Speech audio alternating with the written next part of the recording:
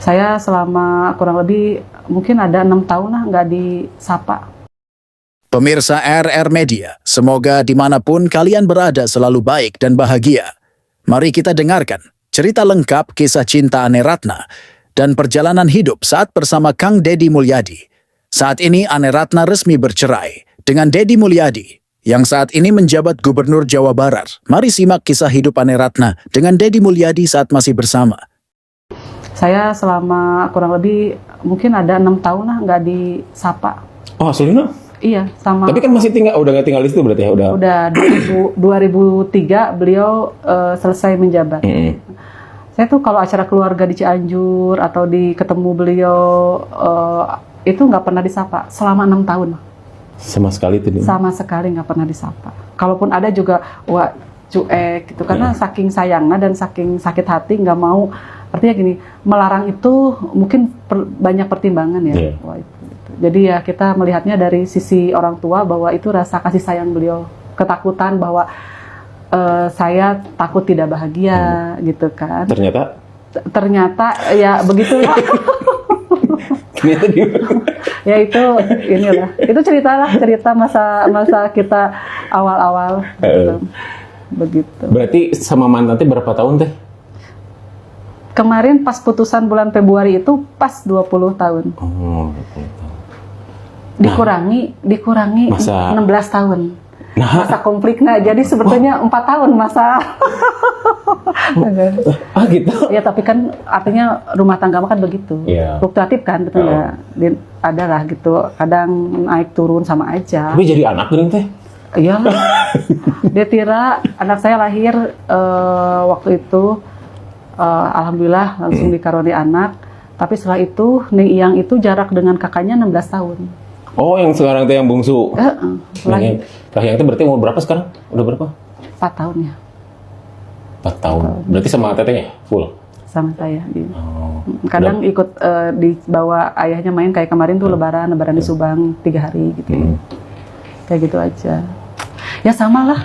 Kita juga manusia. Artinya walaupun saya punya jabatan, mantan saya juga punya jabatan gitu. Tapi kan yang namanya urusan pribadi ya sama aja dengan yang lain, suami istri yang lainnya. Ada ribut-ribut, ada aja gitu yang tidak sepaham gitu ada aja. Nah, sempat ketakutan nggak teh kan maksudnya seorang pejabat publik terus pisah gitu kan, itu kan membuat sebuah public opini jadi ada turun gitu ya. Pandangannya jadi negatif gitu. Sempat ada ketakutan itu nggak, bener apa mau cerai aja atau enggak gitu ya waktu itu? Kan sebetulnya proses itu sudah lama. Proses menuju atau memutuskan kemarin gugatan cerai ke PA itu bukan setahun 2 tahun. Jadi itu kurang lebih 6 tahun. Bolak-balik gitu. Mediasi ya kita gitu? dimediasi oleh orang tua terutama, oleh sahabat, oleh teman gitu kan. Dari sekian banyak perbedaan yang ada di antara kita, itu sebetulnya prosesnya panjang.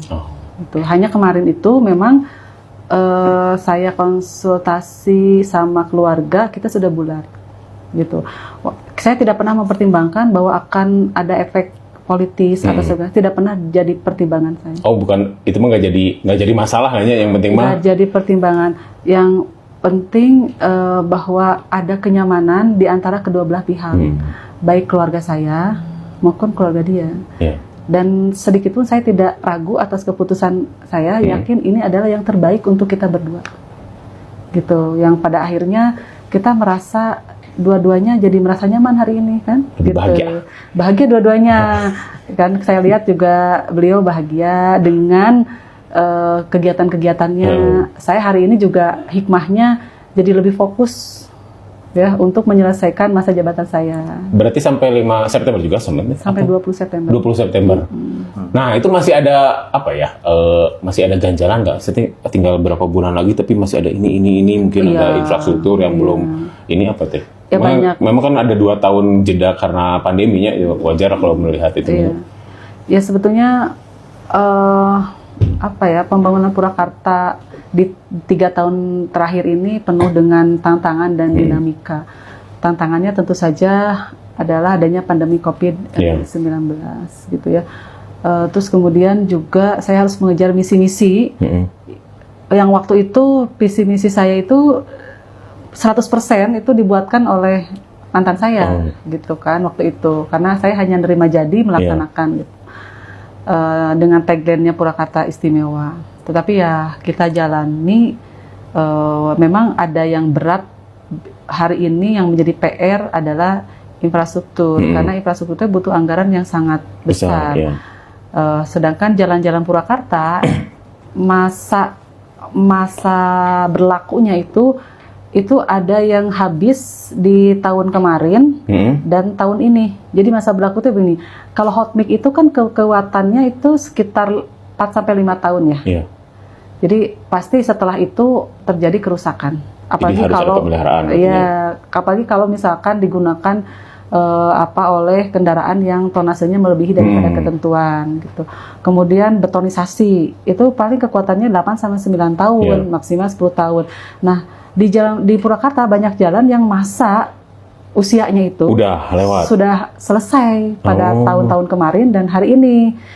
Kalau misalnya kemarin tidak ada kendala COVID, itu sebetulnya bisa dipertahankan. Diperpanjang masa ininya juga ya berarti ya kalau itu mah ya? Iya, diperbaiki gitu kan. Tapi kita melewatkan 2 tahun itu.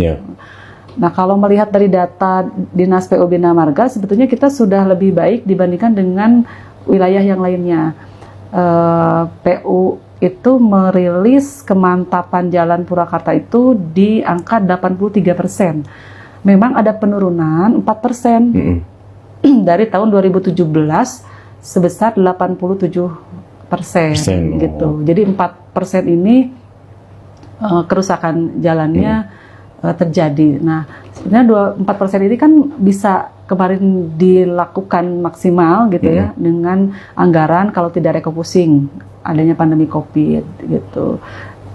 Ya kita nggak bisa menghindari itu. Nah tadi kan ada tantangan juga, ada tantangan internal nggak sih? Kan tadi kalau Teteh bilang nih si anggaran itu sudah dalam tanda kutip mungkin dikunci ya atau dibelenggu oleh sebelumnya gitu mantan. Nah kan artinya Teteh nggak bisa mempunyai program ini, nggak bisa mempunyai program itu nggak bisa. Termasuk mungkin dinas-dinas juga akhirnya terbelenggu mungkin ya. Ada kayak gitu nggak sih kejadiannya? Ya sebetulnya hal yang pertama itu saya prinsipnya adalah membenahi internal. Karena mereka itu menjadi kekuatan kekuatan kita untuk kemudian menyelesaikan target-target. Jadi kan seperti ASN, gitu ya, mereka harus punya pemikiran, punya frekuensi yang sama dengan saya, gitu.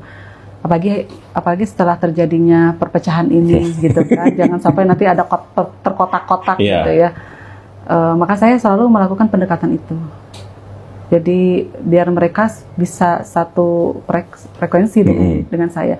Akhirnya kan jadi mudah. Target apapun usernya mereka itu jadi kita autoflight lah gitu. Jadi nggak usah dipelototin sama bupati. Udah jalan sini kan kerangkanya itu sudah ada, yaitu RPJMD gitu. Kan. Itu aja patokannya kesana. Patokannya. Tinggal komitmen apakah mereka melaksanakan itu atau tidak. Rata-rata ada, tapi kendala juga banyak. Gitu. Contohnya? Ya tadi ada yang tidak berkomitmen gitu kan. Berapa banyak deh kalau gitu? Berapa persen lah misalkan? Kalau yang awal menjabat sih kayaknya yang tidak berkomitmen lebih besar daripada yang berkomitmen. Gitu. Tapi saya selalu melakukan pendekatan kan gitu. Bahwa saya berbeda loh gitu. Saya bukan bupati yang dulu loh gitu kan. Akhirnya hari ini terbalik, hari ini lebih banyak yang berkomitmen daripada yang tidak berkomitmen. Nah itu kan Teteh berarti melanjutkan mungkin ya disebutnya gitu. Saya juga pengen tahu dulu apakah memang diarahkan oleh sang mantan atau memang ada keinginan pribadi juga. Terus sempat muncul nggak a priori dari dinas-dinas, ini mah karena istri Pak Bupati aja, jadi kita mengikuti saja. Nah, saya jadi pengen tahu, tadi kan ngobrolin masa aspal 4 tahun, 5 tahun kan nggak semua orang tahu ya, jadi sampai teknis gitu kan berarti banyak belajar juga. Iyalah, iya. Yang jelas kalau ditanya dulu pernah nggak bercita-cita jadi bupati, enggak. Cita-citanya dulu.